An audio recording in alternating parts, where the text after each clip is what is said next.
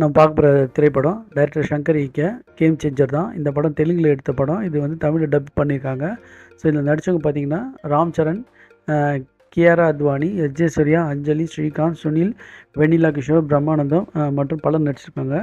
So இந்த படம் வந்து பார்த்திங்கன்னா முழுக்க முழுக்க ராம் சரணை சுற்றிய படம் வருது. ஸோ அதில் வந்து நிறைய கெட்டப்ஸில் வேறு அவர் வராரு. இந்த படத்தில் மியூசிக் இன்னொன்று பார்த்தீங்கன்னா எஸ்.எஸ். தமன்.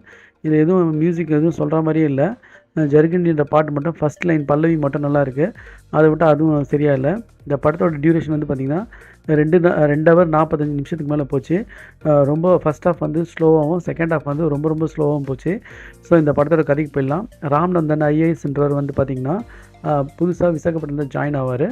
அப்போ அவர் வந்து ரொம்ப நேர்மையாகவும் ரொம்ப தன்னடக்கத்தோடு இருப்பார்.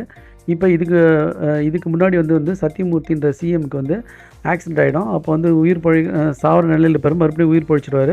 அப்போ அவர் வந்து அந்த ஆட்சியில் நடக்கிற அநியாயத்தெலாம் தட்டி கேட்குற லெவலில் இருப்பார். அப்போ அவங்க பசங்க வந்து ரொம்ப இல்லீகலான வேலைகள்லாம் செய்வாங்க. அப்போ வந்து எஸ்.ஜே. சூர்யா பொப்ளின்ற கேரக்டரில் வந்திருக்காரு. அவர் வழக்கம் போல் எந்த ஒரு சேஞ்சஸும் இல்லாமல் அதே மாதிரி கத்தி பேசியிருந்தார். அவருக்கும் இப்போ ராம்நந்தனுக்கும் கிளாஷ் ஆகும். அப்போ அந்த ஐஏஎஸ் அதிகாரியை சப் கலெக்டரை அங்கேருந்து டிஸ்மிஸ் பண்ணுறாங்க.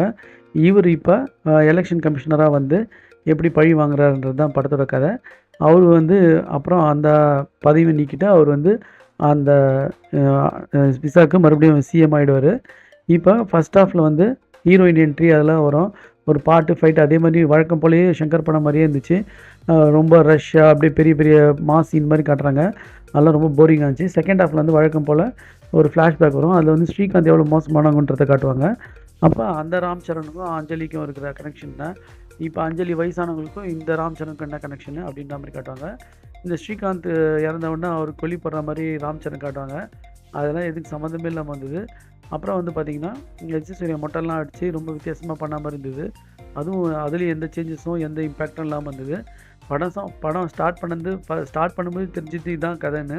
அதனால் ஃபஸ்ட்லேருந்து லாஸ்ட் வரைக்கும் ரொம்ப போரிங்காக இருந்தது. இது என்னோட கருத்து தான். நீங்கள் பார்க்குறவங்க பார்த்து என்ஜாய் பண்ணுங்கள். Thanks friends.